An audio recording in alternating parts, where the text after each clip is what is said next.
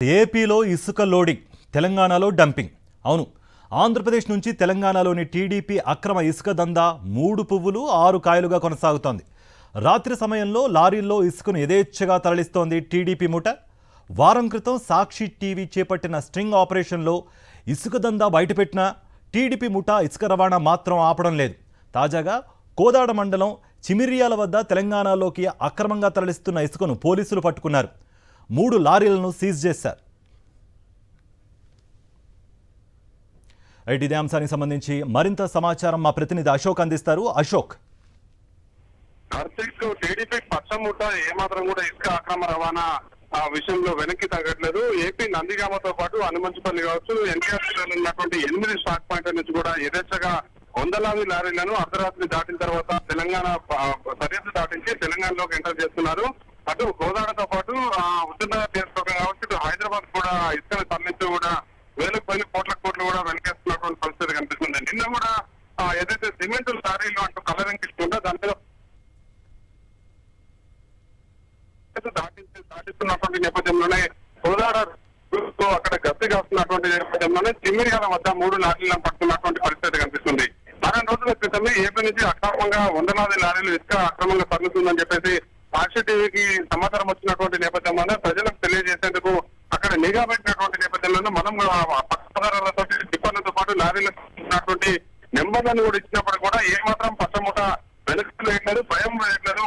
ప్రజలు గమనిస్తే మనకేంది అంటూ కూడా రెచ్చిపోతున్న పరిస్థితి కనిపిస్తుంది. ఎందుకంటే వ్యవస్థలన్నీ గొప్పగా పెట్టుకొని ఉచిత ఇసుక ఇస్తాం, ఇసుక పాలసీని రద్దు చేసుకోవడంలో చేసినటువంటి ఇసుక పాలసీని రద్దు చేసి ఉచితంగా పేదలకు ఇళ్ల నిర్మాణం కోసం ఇసుకని అందిస్తామని చెప్పేసి పదే చెప్తున్నప్పుడు కూడా ఉచిత ఇసుకని డాక్టర్ల ద్వారా తీసుకెళ్లి ఒక దగ్గర డంప్ చేసినటువంటి లారీలు టిప్పర్ల ద్వారా సరిహద్దు దాటిస్తున్నటువంటి పరిస్థితి కనిపిస్తుంది.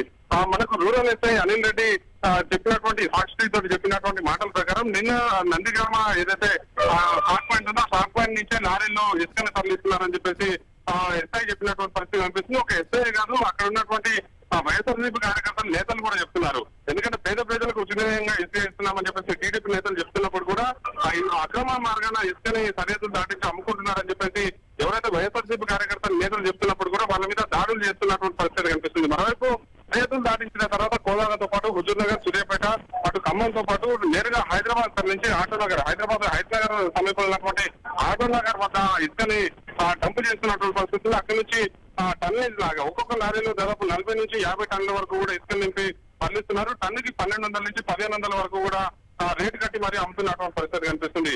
నిత్యం వందలాది లారీలు ఏదైతే సిమెంట్ లారీలు ఏవైతే ఉంటే ఆ లారీలను గతంలో మనం ఇసుక లారీలను గమనిస్తే వెనుక బాడీ ప్రాంతంలో 2 పట్టీలను ఎక్కువగా అదనంగా వెల్డింగ్ చేసి ఇసుకని భారీగా తరలించారు. కానీ ప్రస్తుతం గమనిస్తారన్న ఉద్దేశంతో, గుర్తు చప్పుడుగా తరలించాలన్న ఉద్దేశంతో సిమెంట్ లారీలు ఏవైతే ఉంటాయో సిమెంట్ లారీలను పోలినటువంటి లారీలోనే పట్ట కప్పి ఎవరికి కూడా అనుమానం రాకుండా ఇసుకనైతే కప్పి తరలిస్తున్నటువంటి పరిస్థితి ఉంది.